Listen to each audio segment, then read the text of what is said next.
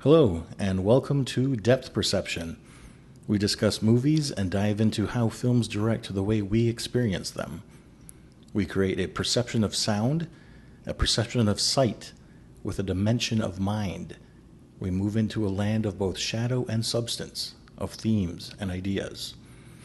Today I'm joined by my cohorts, Kmax. Hey, how we doing? And James. Hello. This inaugural episode is brought to you by the word influence. I figured this would be a good way to introduce us, to see what we look for in movies, and what movies have shaped our love for cinema. I asked you guys to come up with your 3 most influential movies personally. Not cinema's most influential, but your most influential. And so before I ask you to list your movies, I guess let's see how you guys actually defined influential in the context of this list. So James, I'll start with you. When I asked you influential, what did that mean to you? So influential meant to me that what got me watching movies in general. First movie that came to mind was The Sixth Sense. I went to see it with my Aunt Candy and Daryl Tonema, and it was, I felt like I wasn't supposed to be there because I was young enough to realize that, oh, this is kind of a scary movie that I'm not supposed to be seeing. And when I went to see it, I actually got to experience the whole twist, and I understood the movie well enough to see what was going on and to see the story and experience it without, all the I see dead people references. Like I didn't have any of those to spoil the movie for me. So I actually got to see it in its truest sense. And having the emotional, I don't want to say emotional roller coaster, but the experiencing the movie in its entirety as someone so young as I was at the time, it really opened my eyes to what movies can show you and what journey they can take you on. And so that's got to be one of the movies that I'm going to have to list as one of my most influential movies that I saw. So to me, that's what I mean by influential. Okay, so kind of like an intro to a journey that cinema can take you on. Yeah. Okay. Yeah, that'd be a good way to say it. Yeah. Okay. K-Max. I wish I had as good an answer as James. That's excellent. I'd like to say that influential to me is it moves me. It makes me feel, whether it's sad, happy. But I think the most important part of influencing me is, am I drawn to the characters? Do I empathize with them? Do I feel what they're feeling? Do I care about them? And how fast can you get me hooked to these characters? How quickly can I care about them so that I don't want them to die? I want swift vengeance for them. I want love for them. I want the girl to like them. Mm-hmm. I want them to win the prize, kiss the girl, and win the game. And filmmakers that are able to do that, to get me to buy into these characters, they can take me anywhere. And I think you'll see as we get into the movies that I chose that I'm easily swayed to places that are pretty obvious. Mm-hmm. And I don't apologize for that, because that's what influential means to me, is can you catch my ADHD attention and can you keep it? And these movies do it for me. I think that's important. The masses is what supports, financially filmmaking. So it's important to make sure that you appease the general public to keep it moving. So I think my definition of influential is going to be pretty radically different, I feel. Well, maybe not so much. I mean, to me, it's got to make me feel something on the inside, not so much emotion, but we'll say, for example, so to spoil my list, Birdman, there's a scene in there where our main character calls out a critic, for only being able to label things and not being able to make her own work. So to me, I feel that inside where it changed the way that I watched movies. So it influenced me, my gaze of movies, how I watch them. So I guess that for me that's influential. Just the way that I can appreciate movies now, where before it might have been some terrible movie, and you just label it as such and move on. But after seeing Birdman, it's you know what, let's see what these filmmakers had to offer, in some sense of of whatever they were trying to accomplish. Let's see what they were trying to do here. And then I guess also what I'm looking for is, how does it contribute? Like, how does an influential film contribute to my overall appreciation of it as an art form? So I won't spoil the rest of my list, but yeah, it'll definitely touch on that concept as well. So I guess we'll just try to go through each of our top 3 movies and pick them apart a little bit, and who knows, they might end up on our watch list later in this series. Sounds good to me. So, James, if you want to go through your lists. Okay. So the first movie that I already mentioned was The Sixth Sense. So I never really watched scary movies growing up, just any kind, slasher movies. My family, I was an older sibling of all the rest of my kids, or the rest of my siblings, and so it never really appealed to me. The slashers, the Freddys, the Jasons, I just never really watched them growing up at all. So one of my first experiences with movies was Sixth Sense, which I mentioned earlier, and Tremors. And I remember being deathly afraid of this movie when I was like 10 years old. And we were at my Grandma Mary's house, and I'm hiding behind one of the chairs, like 8, 9, 10 years old. I can't remember how old I was. But I remember being like afraid of it, but everyone else seemed to be enjoying it. Everyone else was watching the movie, letting the jokes, they were laughing at, Kevin Bacon's jokes, and I was like, there's a huge monster eating people through the ground. How is it not? Why are they finding this funny? Why am I the only one scared too? And so little by little, I'd come out and watch some of the movie, watch a little bit more of it, and then it would end. And then I remember seeing like, oh, they kill the monster. It dies at the end. Okay, so at least I know I'm safe to watch the movie or the rest of it, knowing that there is a positive solution in the end of the movie. So then I watch it again the next time it's on, and find so many more reasons to enjoy it the next time, and the next time, and the next time. And I'm like, I'm having emotional reactions to this movie as a child, and then realizing that they kill the monster, they win the day. And the characters are interesting and funny, and the older and older you get, the more you enjoy the movie. As you're a kid, when you're preteen, you're picking up some of the dialogue, not realizing, sexual undertones and jokes or punchlines you're not really understanding. And then later on, you're like, oh, that makes more sense. Or the plot wouldn't even make sense at times, because I'm like, I don't understand. Why are they doing it? Oh, that's right. They mention it, but I didn't pick up on it because I was a kid. And so that was one of the movies where I'm like, and it's not a great movie, like nobody's like, yeah, Tremors, it's one of the best movies ever. But it's fun. It's interesting. Your characters are fun and interesting.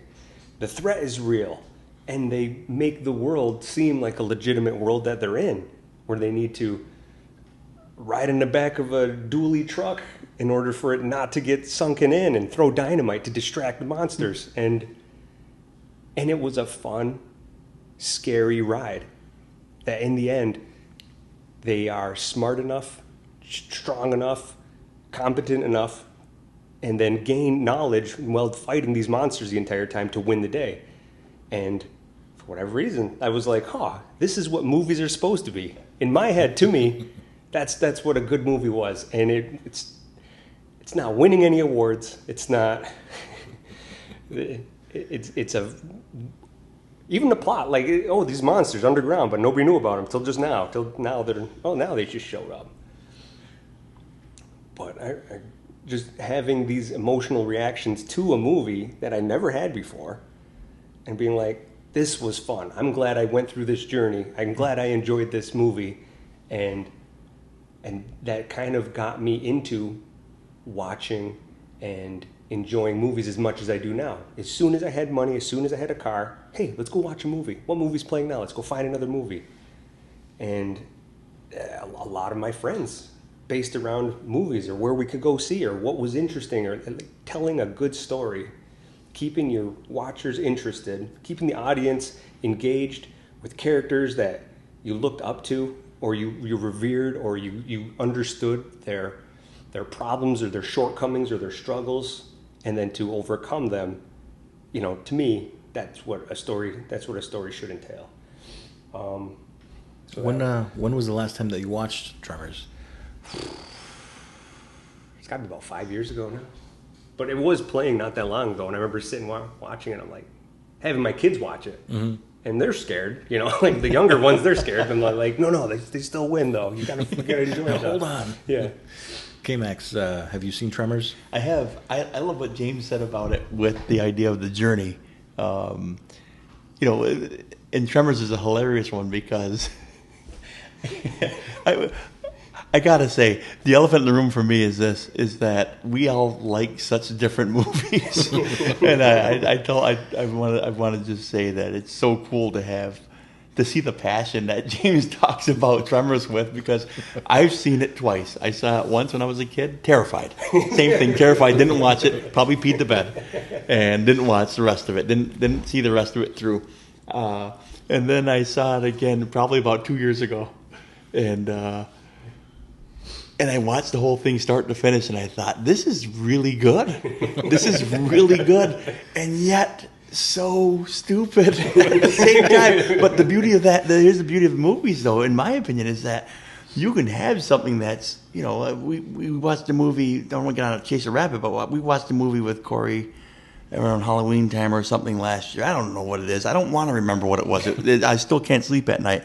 But I remember watching it and thinking, oh my gosh, this is so bad. But it's all I thought about for about a month after we watched it, because it made me feel like in all kind of ways. And I thought, that took me on a journey that I didn't know I wanted to go on. Turns out it was memorable, and I loved it. It's like Tremors is one of those movies, when I watched it again, I thought, this is actually pretty well done. And who doesn't love Kevin Bacon? Right. Yeah, but I saw it a couple years ago. And I think universally, like, influential for the three of us is that idea that it sticks with you.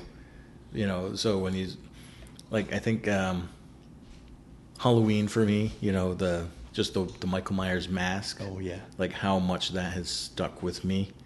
Like, that might be one of my most influential. I don't even know it, but oh yeah. But yeah, where it's like you don't even recognize how much it's influencing you. So I think I know what movie you're talking about from Halloween. Was it we watched Antlers, and it was with Homelander, right? Yes. Was it in the walls? Yeah. The critter was in the walls, for God's sake. Yeah. So was it that movie? Yes, it was. Yeah. With the kid? Yes. Yes, like talking to the little innocent voice from the wall with the hair. Yes. So was it hair or something? Hairball or something? I don't think so. Hair was involved, I'm sure. There was definitely hair involved. But I think it's something Cobweb. That's Cobweb. See? it. So That's right. so like something like that, where you don't even know how influential it is. I think that's one of the most interesting topics we might talk about. But so it's probably been 20 years since I've watched Tremors. So I may have to add it to our list this series. All right, what's your number 2? Okay, number 2 is going to be just the sixth. Oh, that would be that was the Sixth Sense, and I kind of introduced it a little bit. Right. Tremors, and I might have to use, because I have a list, and I don't know if I really like any of the ones that I picked from the list, but American Psycho. That's the first time that I ever watched a movie and said, this guy is an amazing actor. Just watching the movie and then it being a crazy, unreliable narrator who is clearly the villain in the story, and you're following this guy's journey. And I never thought of watching a movie that I wanted to analyze and pick it apart and want to know the allegories, the deeper meanings, the themes behind a movie. I never wanted to know that more than when I watched that movie. So it made me feel like there's a deeper level. It wasn't just the story. It wasn't just the light and the sound and your initial reaction at a face value. It felt like something deeper that I wanted to dig into and understand better, especially the character who he played, who's wearing a mask, who's putting on something for society that he's trying to hide, and the urges he has to do the most heinous things possible in the most twisted way possible, and to follow him through it. And it made me have such more appreciation for the depth that a movie can provide.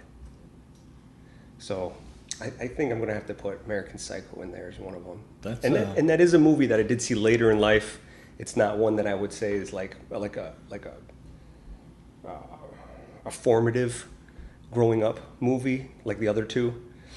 But it did, when I watched it, was like, okay, I need to know what the director, the writer, I want to know what they're thinking. I want to know what Christian Bale's thinking when he goes through these parts or through this character, because there's something deeper driving the movie and what they're trying to show. And to me, it kind of opened my eyes to another layer of what movies have to offer. And so I would say that would be one of my more influential movies as well. That one surprised me.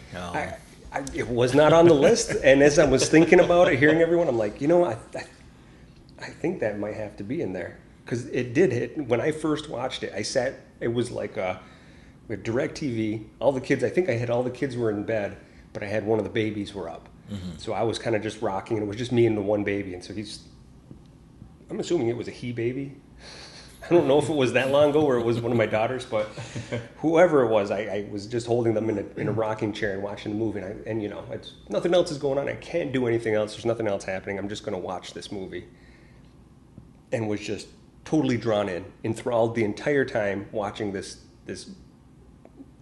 cacophony of madness ensue.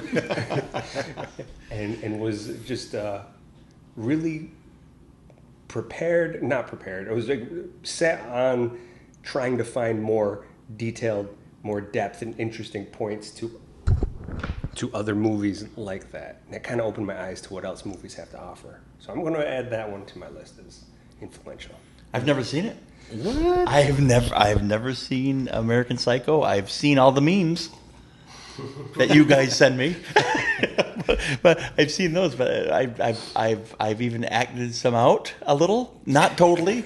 Can we delete that? We know exactly what you're No, but it's something that I wanted to see, and I'm a huge. I guess apparently I'm not a huge Christian Bale fan, but what I have seen him in, I've really liked him in, and hearing you talk about it, I'm sold. It's like that's a good commercial. I'm in. I'm definitely gonna see it. Okay, so I'm not trying to chase a rabbit here, but with my sensibilities and my simplicity and my commercial pop mart type thing, would I like it, you think? Really? I don't know. Okay. I'm trying to find the weirdest movie he does like, so I can say. Right. So based on your definition of, your influence, Yeah. It is not conventional. Okay. So it's a satire. Okay. Yuppie culture, New York City. It looks 1980s. The whole thing looks 1980s. The hair, the even what they film on, even the type of filming that they use, it couldn't look more 1980s when they're doing it. What was it, 2000? 2000, I think. It was 2000? Okay. But yeah, it's out there. There's scenes that they are 100% meant to support the message or messages, themes behind the movie. I see. So they may not make sense telling a story. Feed Me Stray Cat, for example. James would pick up on that. Yeah. And I won't go further into that just so that we can add it to our I'm list. going to need to watch it with you too. But I think what is interesting is that with your list, and like you said, you were never really a horror person growing up, but going through your list, you got The Sixth Sense, you've got Tremors, you've got American Psycho. All three of them are horror movies. Well, you know, horror-ish in that arena. Right. And, you know, I thought I was the horror guy of the group, and apparently all of your most influential movies come from the horror genre. So, pretty interesting. But I think horror will be a very important topic that we go through in this series because it's one that people don't realize how influential it is from pretty much all aspects. You know, like American Psycho, you can use it as satire. And as far as financial, with Kmax, your idea of influence and, you know, the keeping the general audience happy. Like slasher movies are a big part of that. I mean, like for example, was it New Line Cinema? I think it's like the house that Freddy built. Nightmare on Elm Street came out. New Line Cinema produced it or whatever, and rebuilt because that's how financially important it was. And a lot of studios today, you know, if they need money, it's that quick slasher movie. Get people to make it for cheap. Unknown actors, actresses. A24 movies. But it gets the people in, it gets the money moving, so that more important projects can be made by those studios. So it's a very important genre that I don't think gets enough love from critics along with the general public. So that'll be an interesting one to dive into. I'm sure we'll have a lot of horror in quotation marks movies that we'll add to the list here. All right, K-Max, time for your 3. All right. Well, in a little bit of a departure, I'm feeling very much my 50-plus dad. So I left Coco off my list. But that said, it's definitely an honorable mention. So I'm going to start with I'm going to begin with the end in mind. Coco is amazing. It's awesome. I don't need to convince Corey of this, or I don't think you either, James. I have not seen it yet. Okay, I got to convince you, but I might leave that up to Corey. But what a wonderful, wonderful, wonderful, and the fact that it's not in my 3 influential is a shame. So I'll start there, and then here are my 3. All 3 of them have a little bit of history, a little bit of historical element, which I love. Teaching U.S. history and global studies, I have a love for history. All 3 of them have characters that I find super interesting, and I start to care about real quickly, a great deal. All 3 use clever humor without trying too hard to be funny or make me laugh. It's like, whenever I think of movies this way, you hear a comedian, you don't want to sit close to the stage. You don't want to be compelled to have to laugh. If it's funny, I want to laugh. But I don't want to be compelled sitting there with my smiley face waiting for everybody to see, oh yeah, he did laugh at the part he's supposed to laugh at. No, I want a movie that it's just really natural, it's organic, and it makes me cry, and it makes me laugh, and I don't care who sees or who cares or what they say about it. A good movie brings that out of me, and every time. I'm going to talk about a couple of my favorites here, and I'll be specific about how it's made me feel. So Forrest Gump is my number 1 with a bullet. Forrest Gump stands out to me in a world of film and critics and cynicism and critical thought and enlightenment. This movie just feels good to me, and it's almost got an innocence to it that maybe it's the way Tom Hanks plays it, maybe it's the way that it's directed, but there's an innocence to it that almost catches you off guard. It's almost refreshing to watch.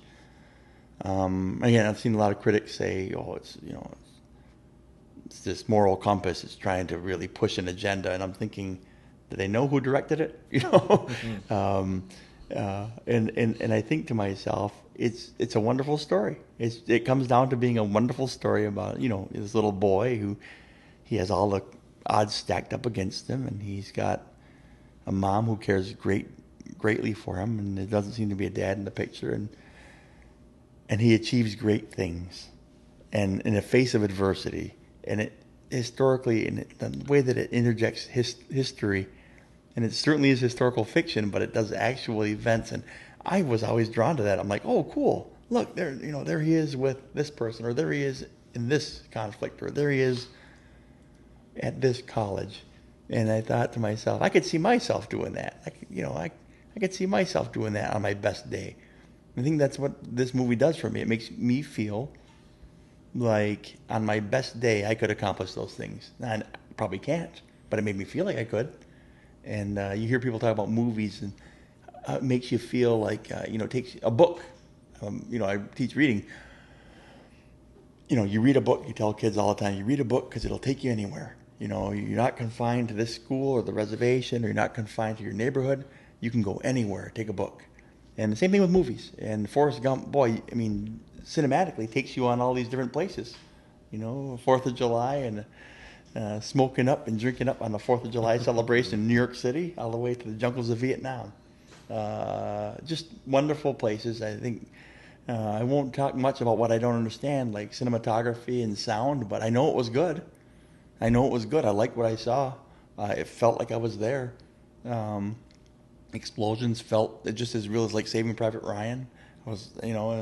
The speech, in D.C. felt like you were there, like you were listening to I Have a Dream speech. It felt very real to me. So that was cool. So Forrest Gump makes me feel good about myself to watch it.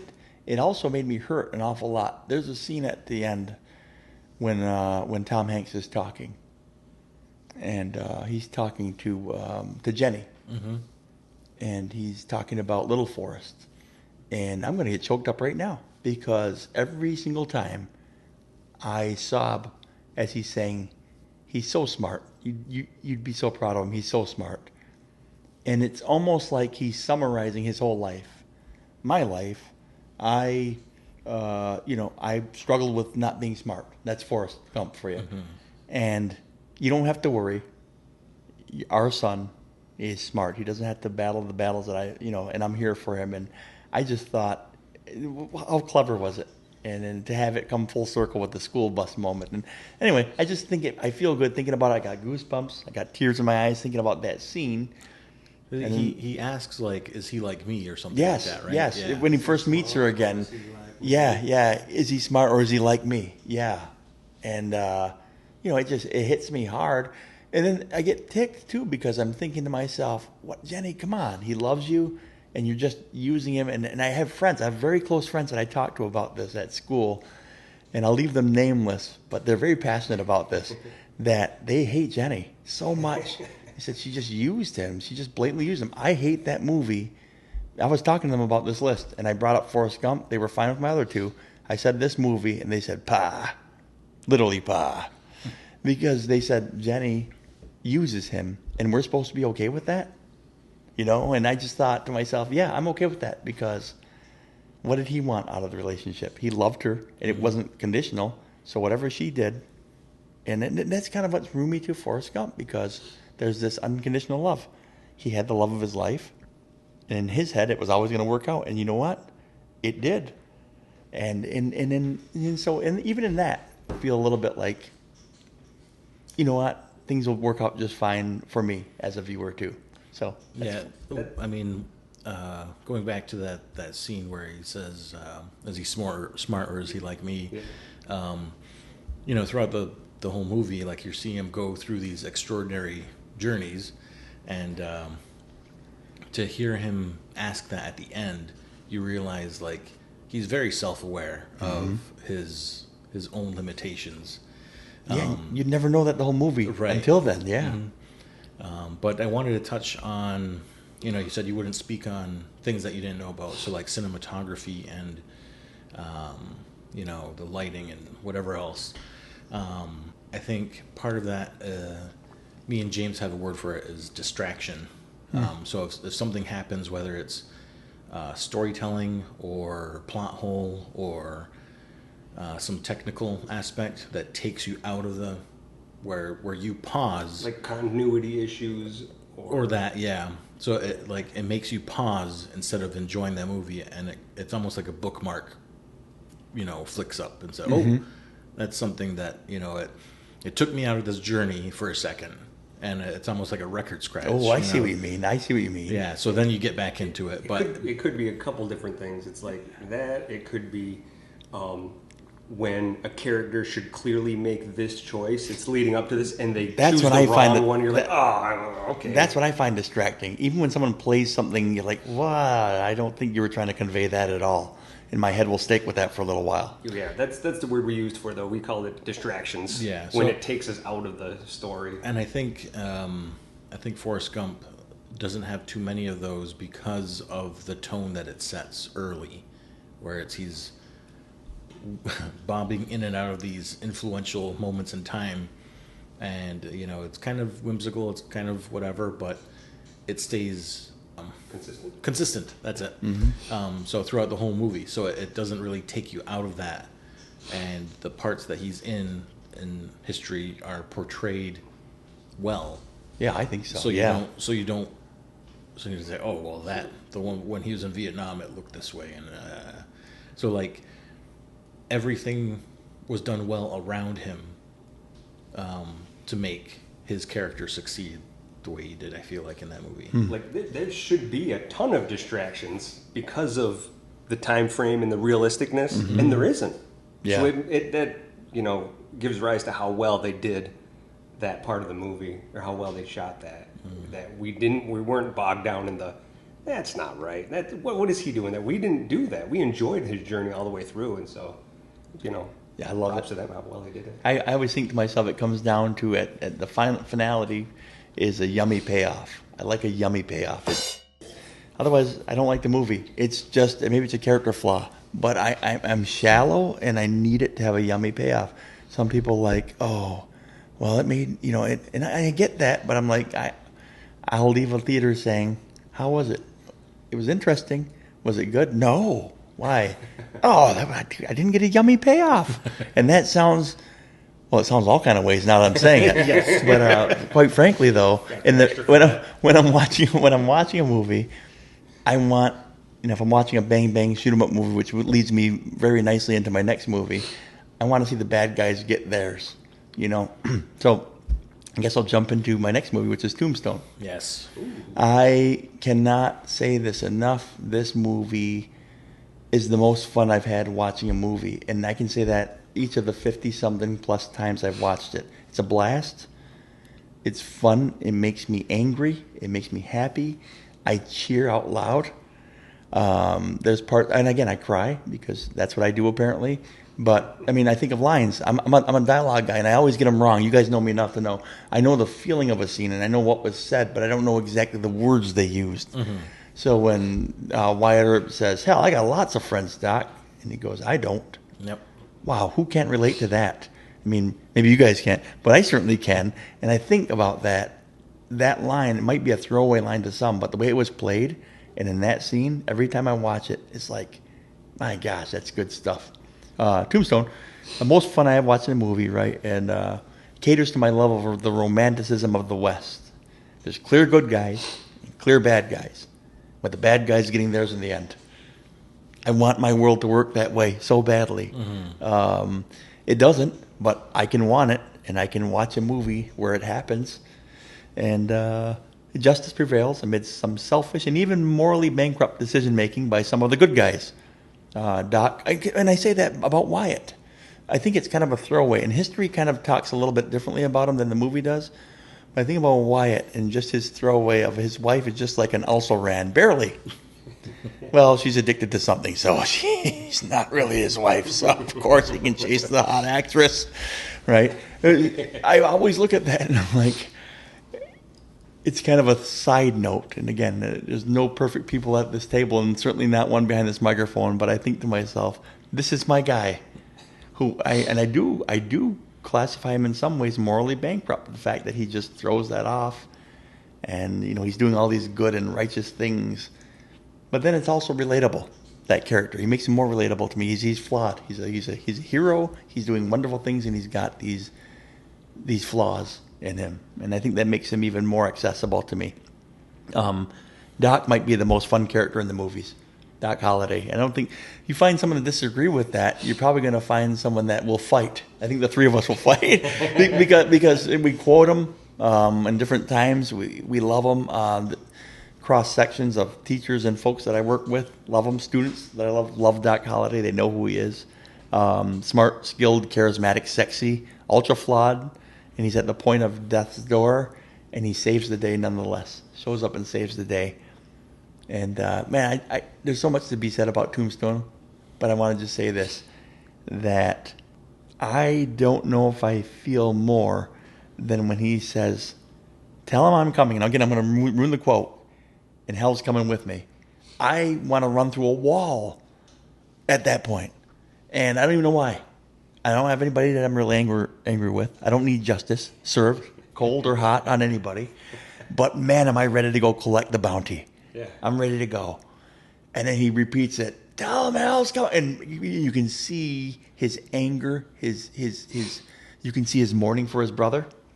You can see the fact that he knew that they were going to try to finish him off, even though they said bye, and they talked their trash, and they said, smells like someone died. All that garbage. They went, and they were going to take their lumps, and they were still going to finish him off. And so it's like, now it's on. And man, even in like Unforgiven, which was my close second runner-up to Tombstone, which is great for a lot of reasons that are similar to me, Tombstone nails that feel of, all right, it's on now. It's Clint Eastwood going into town saying, I don't care, and with a cigarette in his mouth, and you just see the glow of his face from his cigarette. You get that moment with Kurt Russell there. So Tombstone's definitely an influential. It makes me feel like this. I get enthusiastic and I get excited and I laugh thinking about the characters every time. So to me, that's influence. It speaks to me that way. I make points, I make jokes, I make laughs. I drive a point home with a quote sometime. And very often, you guys know the quote's wrong. It's off. But you get the nature of the quote. The I'm your huckleberry or whatever that is. Or it looked like someone just walked over your grave. I use that to make points to people because they know how good that scene was, even though I am horrible at it. They get that feeling. And so I can toss little bits of that influence around and share it. It's shareable influence, little snack baggies of influence. So that's Tombstone. So I have some comments on Tombstone because I've probably seen it 50 times as well. But the way that I saw the good versus bad, obviously you got Kurt Russell, Wyatt Earp, and his faction there. So his brother, was it Morgan, Virgil? Was there another? No, it was just those two, I think. But to me, Wyatt Earp was just doing his job because he was a sheriff, right? Or was he? I think at one point he was. He was known as a lawman from a different town, and he had given it up to go there to make money. So that's actually my point right there, is that some of the actions that he did were because he used to be a lawman, but his main motivation was to get rich. Mm-hmm. Like he wasn't there for like a morally good purpose. It was there to get rich. I'm done with serving the public. I'm here for me. And then, ditches his own wife and picks up this actress instead. Like, me, this is my time. It's consistent then. And then Doc, he's portrayed as a selfish person to begin with. And so the way that I saw Tombstone was that this was a city that was not meant for any good. So you have your good characters, in quotations, Morgan with Bill Paxton, and Virgil, was it Sam Shepard? No, it's Sam Neil. No, Sam Neil. Sam. Sam Neil's Jurassic Park. It'll come to us. Either way, you know who I'm talking about. Yep. So Virgil and Morgan are driven out of town right before Earp says, you tell him hell's coming. Yeah. So to me, that was like the point where it was like, this town isn't meant for any good. The good have been driven out, and the only ones that can stoop down to the Cowboys level is someone like Wyatt Earp. That he's there for himself. He's actually there for selfish reasons, not there. He said it multiple times. I'm not here to be a lawman. Like when they kept asking him to be sheriff or whatever. Sam Elliott. Sam Elliott. That's it. Oh, it's going to be 2 a.m. if you didn't tell me now. There's Ask Jeeves and Ask James over there. So I never thought of it that way. So that was my thought, because like the only two that were able to fend off the Cowboys were Doc and Earp. And like I said, Doc was in some sleazy bar playing poker and drinking all the time, getting drunk. This girl wasn't wearing a bustle. Whatever a bustle is. They never explained that. There is Metropolitan. So that was my thought of it, was like Tombstone, and also the idea that it's like place where you're buried. That's where all the bad things, hell's coming. Like that was the cesspool of the West was there, because you had the corrupt official, whatever, the guy with the like pencil mustache. Yep. You had the sleazy actresses that were doing side photo shoots. You had these cowboys. You had gambling. Like overall, it's not really a great place to be, because I don't think there's any churches there either, for how prevalent that would have been back then. So yeah, that's how I viewed it, and the only people that were able to stoop to the Cowboys level were the ones that just used to do it as a job, and they're able to bring that. But like I said, they were only there to begin with because of selfish. Really awesome. I'm there to gamble. I'm there to make money. I'm here to meet women. Yeah. So that was interesting. And Wyatt Earp's character actually fights the rest of them, not fights the rest of them, but is the most reluctant to get involved against the Cowboys, because he's like, this is why we're here. I'm not getting involved with that stuff. And only after that their violence spills over and starts affecting them, and then ends up killing his family, where he's like, okay, we're going to take them all out. And then Earp doesn't even become happy until he leaves Tombstone, right? Like he went to the city with the actress, right? Yeah. At the very end. Yep. You got room service or whatever. Yep. So. Room service. Turned. So like that's how I saw Tombstone. It was like a place where it's just a cesspool of super cool. Negativity, like all the wrongdoings of the West were focused there. So I wanted to bring that up as like a to counter that perception. I think that's so cool, though, that you can watch a movie as many times as I have and never once consider that. But as he was talking, I'm sitting here thinking, well, that makes perfect sense. Like, wait a minute, you can't feed them after midnight? I mean, that's the kind of stuff that I think you'll be hearing a lot of that when I'm here on a guest on the show. My last movie is Oppenheimer. New one. Well, that's fair. No, I didn't see Tremors, so you didn't know. I had 27 years to see my movie. I had one. That's also fair. Good point.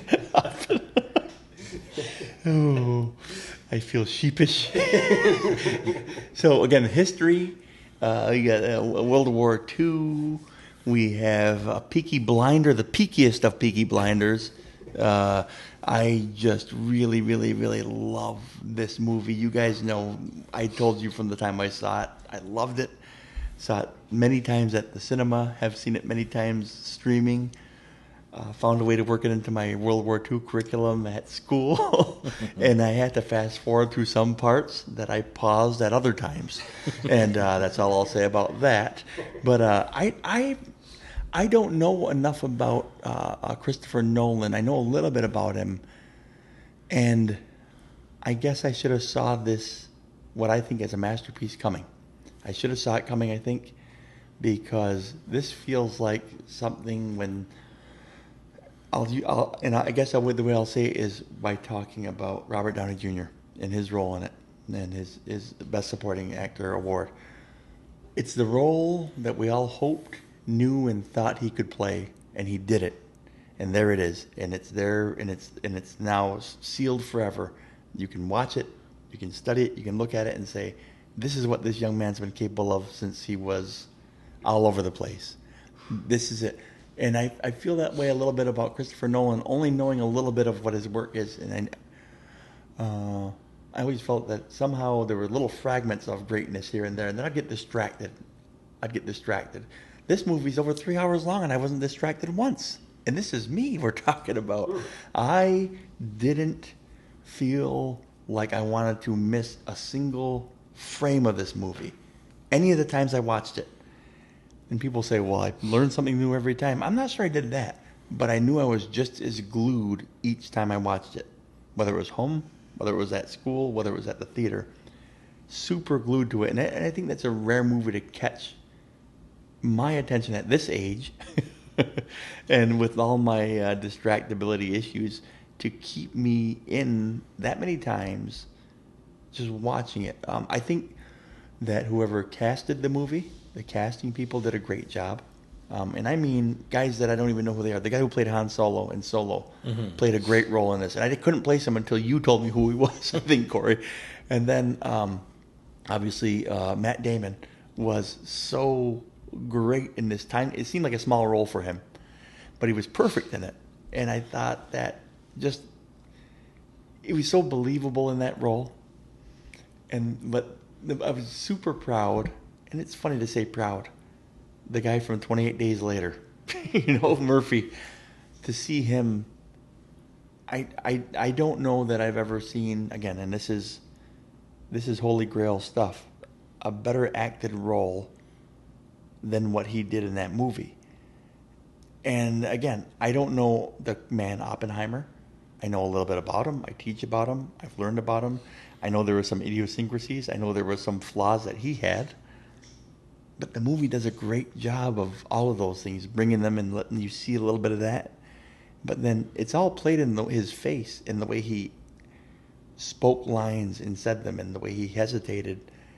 And you felt his, it's going to feel awful saying this, but you felt his infidelity, the way he looked when his wife was there in the room with him. You felt it without him saying a word. You could feel it when the part was coming up.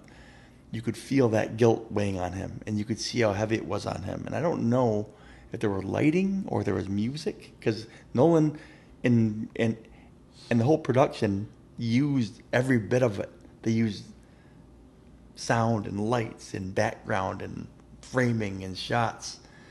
It made me want to understand more about framing shots and sound and lights and the role that it plays in telling a story, because there were things happening to me while I watched it that I wasn't aware of, that someone else that I'd watch it with say, hey, did you notice this? I'm like, no. Then I watch it again, I'm like, oh yeah, that was happening. And then the whole black and white and color thing where those two finally meet up. And then now all of a sudden you're like in the present time. I'm like, I didn't even know that was happening until like times 7 that I watched it. And so I guess it's not as much, I guess this is an odd one for me, because it's not as much about, like, oh, this is, a wonderful story, or it's a there's these visceral moments that move me. It's more about, wow, you told a story really interesting that kept my attention that long. And there were moments of, holy smokes. And there were these great payoffs too. I love Robert Downey Jr.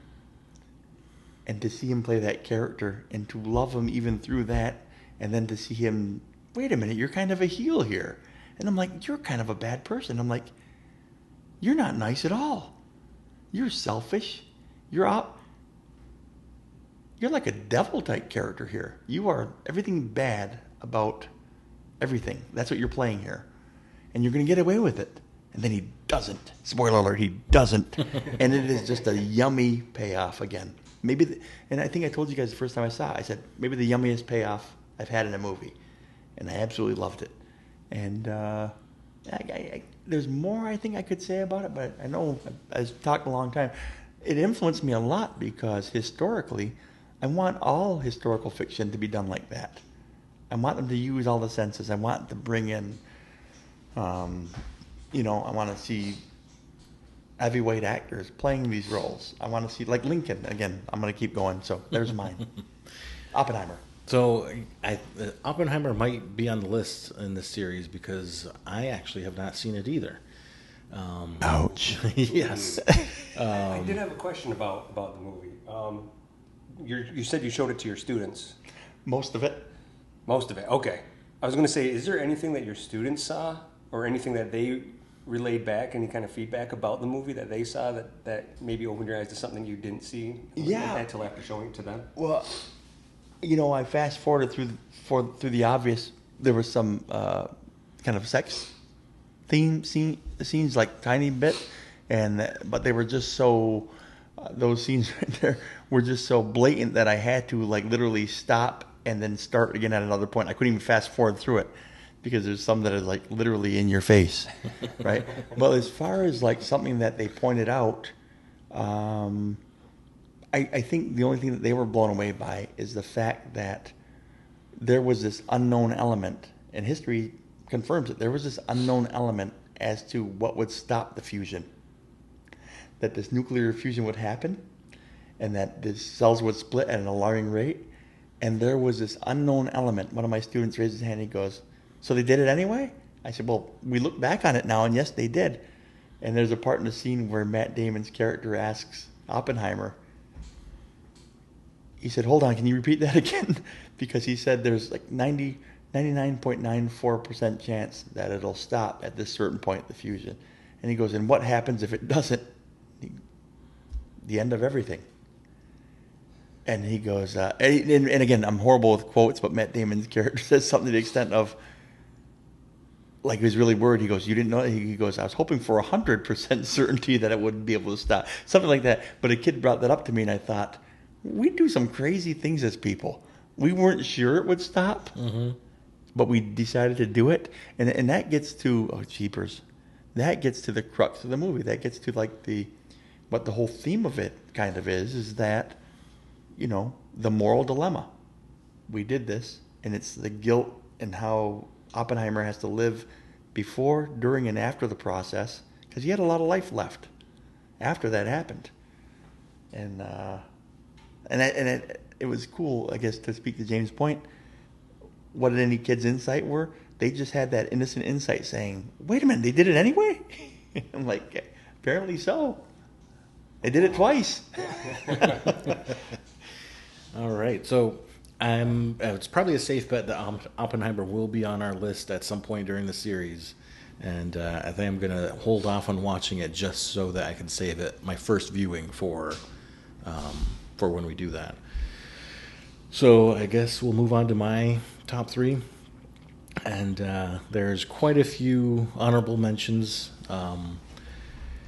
I guess because going through the idea of influential was kind of, well, surely if they're influential enough for me, then I must have seen them dozens of times.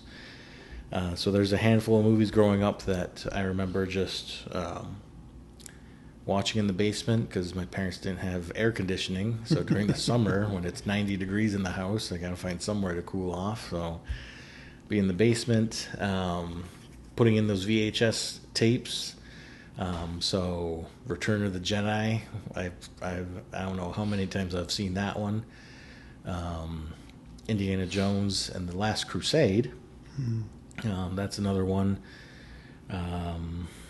Roger Rabbit, or Who Framed Roger Rabbit, is probably another one that I've seen so many times just in my basement, putting it in while I'm playing with toys. But one of those movies popped out in the list, and that's Jurassic Park. That's probably the movie that I've seen the most. But before I get into that, the last honorable mention would be Signs with from M. Night Shyamalan. There's a lot to break down in that movie.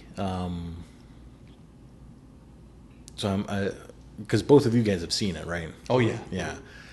But there's things that stick out from, you're mentioning how how filmmakers frame things or put music places or colors or whatever, and that film's just filled with them. And I think when I had discussed this movie with you guys before, there's a scene where they're all cooking their favorite dinners, and the way that it's framed, the camera is moving away from them, but it goes past a doorway. So, I mean, subconsciously, this doorway is framing this family, so kind of almost like caging them in this house. So you're already feeling a little bit more claustrophobic before the baby monitor reaches, plays the alien noises, and it goes from green to red. Obviously red, a big danger color. And then that's when you start to feel, oh no, like here we go, this is it. So like those little things that make you feel something before you're actually going to feel it, like kind of like a spidey sense, so that it's not so much out of left field and it's able to build it up for you subconsciously. So I feel like that film's filled with a lot of that, on top of a very strong message with this man who's lost his faith and his journey to, whether he wants to or not, reclaim it. So that was a big one, because when that came out, I think I was just starting high school, so it was like kind of a shift in gears of how I watched movies, and it was more taking in things rather than just here's pretty pictures. Can I stop for a second? Do you see those right away when they're happening? Because I never do until you or James or someone else points them out and says, hey, check this out. Did you notice that? And I'm like, no, I didn't, but that's cool. Typically on repeat viewings, because there's hardly a time when I'll watch a movie just once. A lot of times I'll watch it once, kind of let it stew a little bit, watch it again, and kind of look for those types of things. The music, how the camera moves, colors are a big one. So yeah, it's usually repeat viewings that I'm picking those up. He's a lot better than I am at picking these things out, because I will just stay in the pocket of the story and just like ride it without trying to analyze it as I'm going through. There are a few movies where as I'm watching it, Enemy was one of them, where I'm like, okay, I can't keep up with the story, so I have to try to analyze it. That was one. That one, so that movie is it's driven solely by its allegory. Oh, I see. So, you can't keep up with the movie unless you know what they're actually discussing. That's wild. It's yeah. But I will watch a movie and go, there's more to it. I want to know, so I'll watch movie reviews of other critics or people who have tried to break down the movies and go, oh, that's an interesting point. I didn't hear that. See, I have to do that all the time if I want to even join these conversations, because you guys see things again, and you see things at a level that I'm like, wow, that's interesting that's happened. And I think that I'm a pretty, obviously I'm proving it not true, I'm a pretty deep person, but I see these things in film and I'm like, I never saw that. And to me, that's why I love it even more.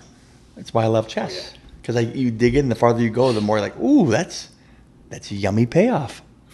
I'm sorry, that sounds awful. And I always get real close to the microphone when I say it. Yummy payoff. But there's quite a few movies that after we watched them, I was like, that was good. And then watched the review where they analyzed it, or you found out the director or the writer had put this in there intentionally for some purpose to push the idea, and you're like, oh, that makes so much sense, and then it gets a little more depth to it, and it feels like it's got a little more richer flavor, I guess, how I would put it. So, I like it. I'm gonna go Nightmare Before Christmas. So besides Jurassic Park, this is probably the movie. You know what? I may have seen Nightmare Before Christmas more just because of its run time. More times than Jurassic Park. This one, I think from a very young age, you'd see previews of this movie in other VHS tapes on top of watching this.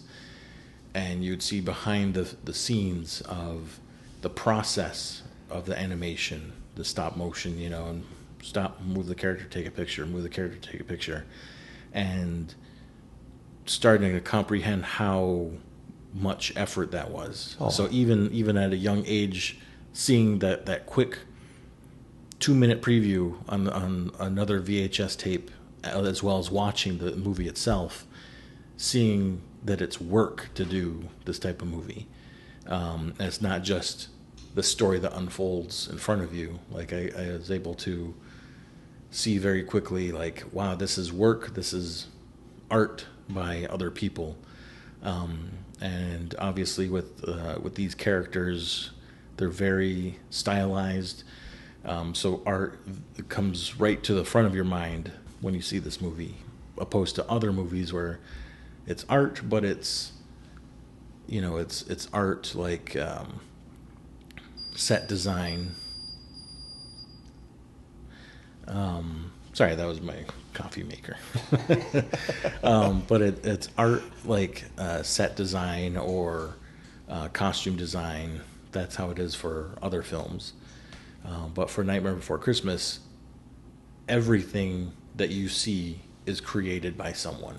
It's not like, okay, let's go shoot this scene in the backyard. However the trees are in the back, that's how they are.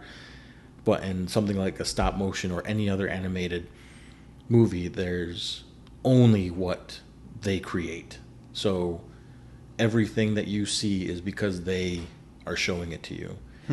So seeing that movie young and then kind of getting these different types of lenses to watch movies through, you can see a little bit more when you watch this movie. So now I'm looking at the character development actually comes after realizing how much of an art form filmmaking is.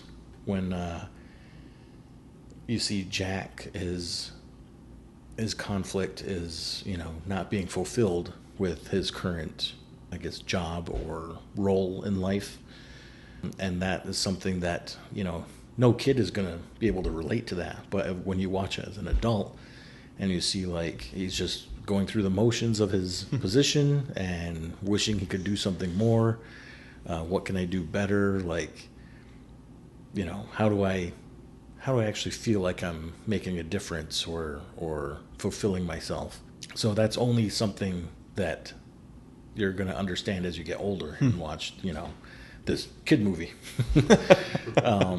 And then, like, the music that goes along with it, like, I know all the words from all the music, all the songs in there. That's even a separate art form in itself. Having the soundtrack with Danny Elfman, and even chronologically, that's one of my most influential movies is Nightmare Before Christmas, because it just shapes that it's an art form and that the filmmakers are choosing what you see, what you hear, and how you feel. I always thought that was such a interesting movie. I've always thought it was like there's a macabre about it, and yet such like joyful sounds and songs. I always thought I don't even know if the word I'm using is right. The juxtaposition was always yummy of these juicy little, I know, right? I know. These little songs, these little dancey songs and whatnot of these undead characters and whatnot. I was a little bit afraid of that again. I wasn't super young when it came out, but then only later I learned to just absolutely love it. And I like how it blends the two seasons. Even this is the simple version of me that it blends the two of my favorite seasons, the Halloween and the Christmas season. I kind of unapologetically blends them. Anyway, I'd say that's my experience with Nightmare Before Christmas. And like each scene, if you just take a screenshot of it, is like it's an art piece in itself. Mm-hmm. Like the way that the characters are designed and the backgrounds of everything, the colors. So I mean, just a crazy amount of work had to go into that thing. I touched on my second one, Jurassic Park. So, picture when this thing came out, I think I'm like 5 years old maybe. First movie that I saw in a movie theater. And up until this point, it's just been VHSs at home, and as far as I can remember anyway. Suddenly you put in Jurassic Park and there's real people and real dinosaurs. And it like opened up this door into just wonder and awe, and you got the big music that goes with the T-Rex, and the theme song to the park, and it was just such grandeur. And like I said, it was like open up this door, like, hey, you want to feel like, just goosebumps, like That iconic music still does it. Yeah, and the effects of the look, the sound of all the dinosaurs, like they're there. The actors, there's no actors, they're doctors and scientists getting eaten by dinosaurs.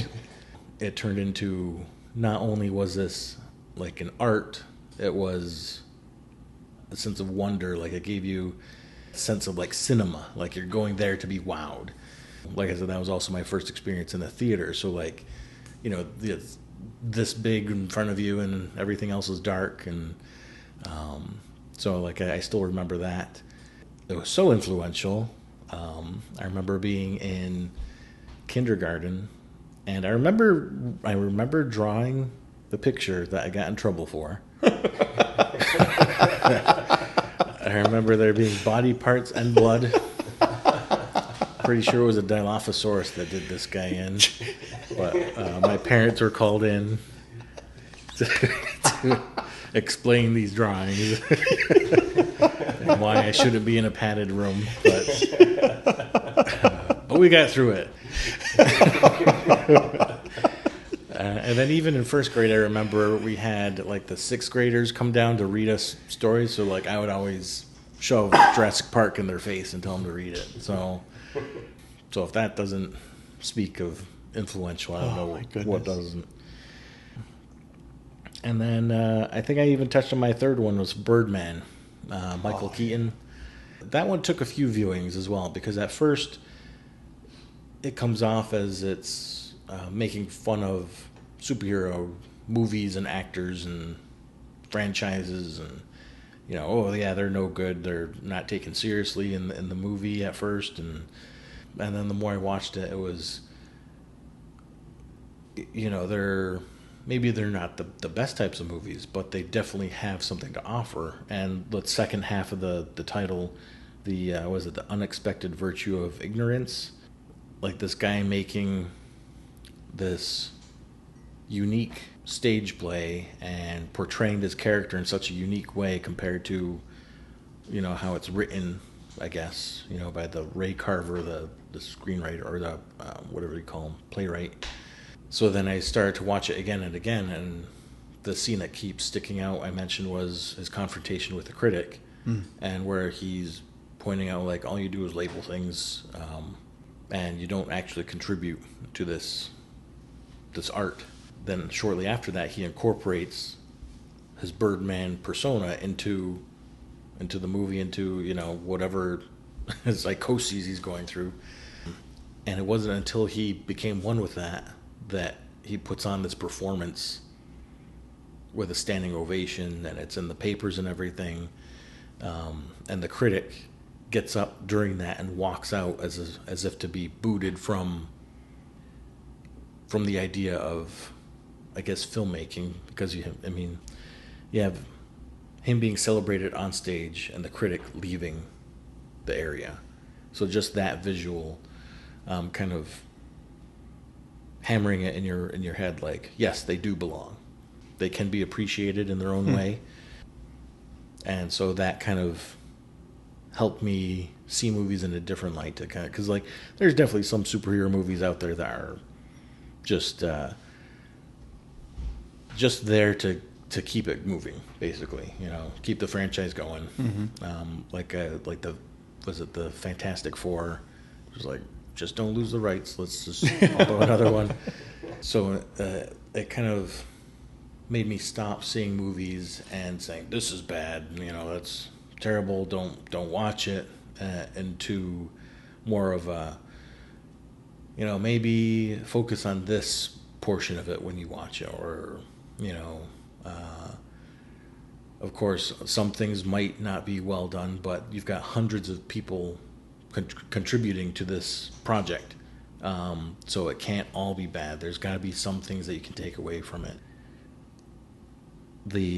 Like going back to the horror genre, I think slashers are kind of a good way of supporting that point, because if you take a slasher and you from the 90s and you take a screenshot of it, or a screenshot, you watch it, that movie itself is a screenshot of that moment in time, because those movies were meant for a quick buck.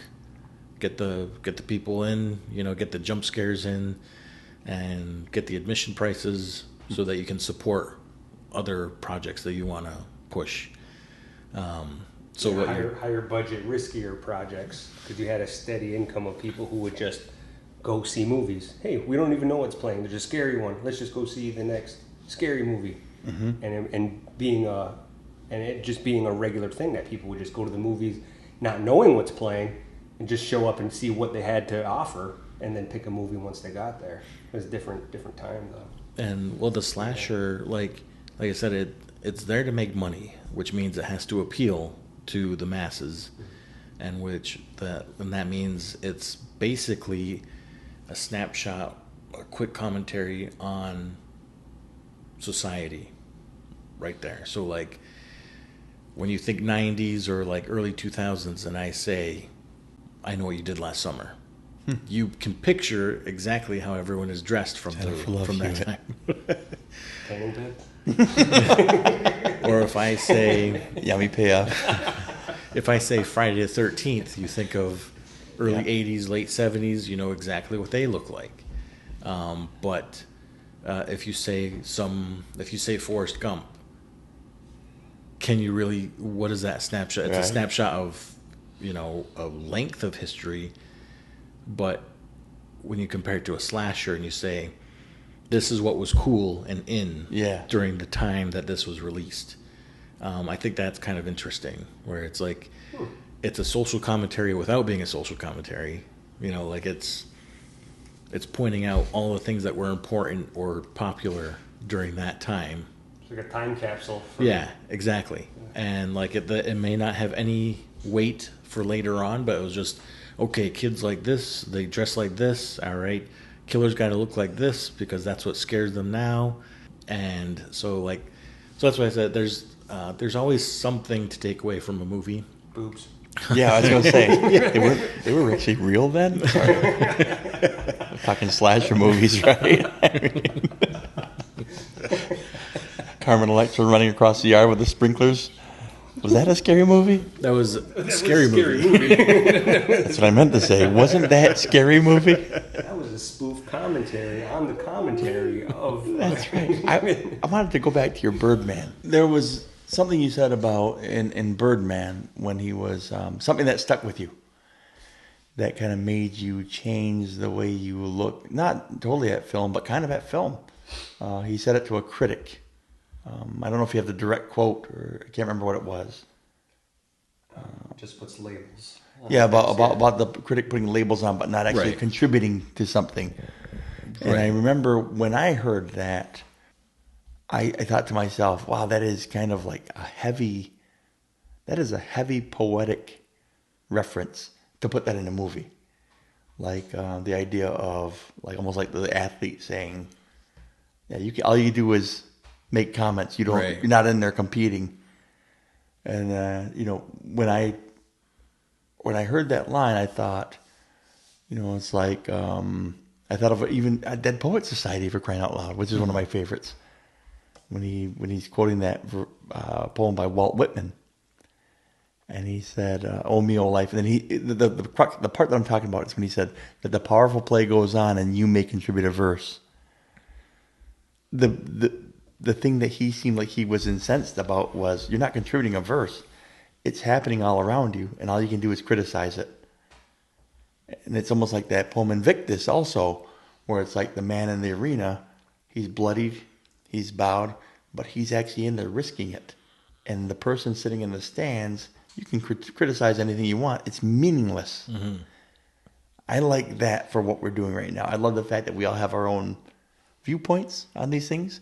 We have very different views of what we like, as far as our taste in movies. But I can appreciate, because I know you guys. I wonder, listening back, and if anybody listening can say, I don't know these guys, And I'm going to get to know them on this journey because I'm going to find out what they like, what they see, what moves them in film, what doesn't move them, what they haven't seen at all. And, maybe someone can see, that guy's definitely a dad of young kids. Well, we all are. Or at one point we were. Or that guy's definitely, he's a lighthearted guy. That guy doesn't like scary movies, or that guy loves it, or that guy doesn't really a deep thinker. Even though I think some ways we are in different ways, but definitely in movies, I don't feel like I dive in that deep, but I want to. I wonder sometimes if I don't have the time to dig in that deep. I just watch the surface levels of them, and I digest it as much as I can, the movie, and I'm like, yeah, it's good. So then I can have a conversation about it. Right. But I miss a lot. Like I mentioned before, is I'm picking this stuff up on repeat viewings a lot of times. There's times when I pick it up the first time and then I watch it again and see, oh, I think I was right, and here's why, because I'm seeing more things supporting. I see. So, for example, I think the first movie that I'm going to be putting on our list for our next episode is Godzilla -1. And that one had a metaphor during the entire movie that, I was able to pick it up, and if I was correct, X, Y, and Z would happen, with the message that they're using this metaphor. And it turned out to be correct as we went along. So that was like a hidden payoff. I see. A hidden yummy payoff. Yes! That was just created because I'm like, if I get the filmmaker's gist, here's your message about, say, war. And so I think that's probably going to be our next topic is Godzilla -1 that just released on Netflix. I was scared it wasn't going to get released over here, but made its way over, as Godzilla does. And but yeah, so that'll be the next episode. But I like that we're not here to bash, this is correct, that's not correct. This way of viewing the movie is how you're supposed to do it. This way isn't. It's what you perceive is what you perceive. It's just that, for this discussion, we like to kind of enhance or broaden what we can perceive, I guess, or see the tools that filmmakers use to get the message across. So yeah, I think it should be pretty interesting series. I'm looking forward to it. Yes. I'm very much looking forward to it. Yep, for sure. All right. Any other closing comments for episode 1 here? I will have my own mic soon enough. I'll bring headphones and a mic. But I'll say this. I wonder what influences the people listening to this. I wonder what is influential to them. Yes. Because, it's thought-provoking. This whole thing is thought-provoking. And the hope is that people, my own hope, is that people will give it a listen, and they'll be able to say, I don't feel that way at all about that, or I felt that way at all. Or this is what influential means to me. I would be interested to hear the people that we have in our lives, what influential means to them.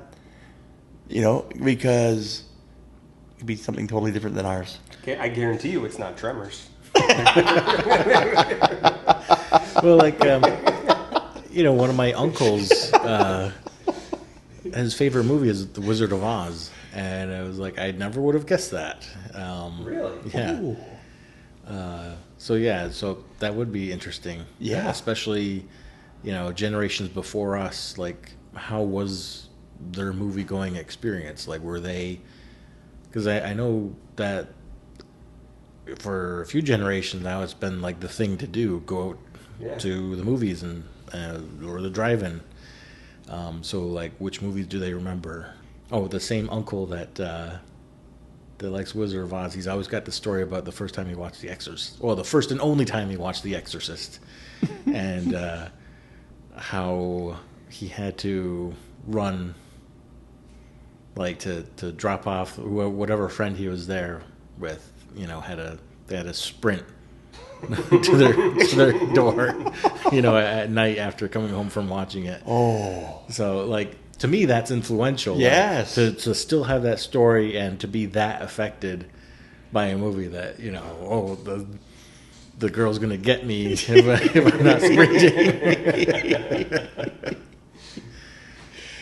I love it. I guess that does it for the first episode here. But yes, Godzilla -1, next episode.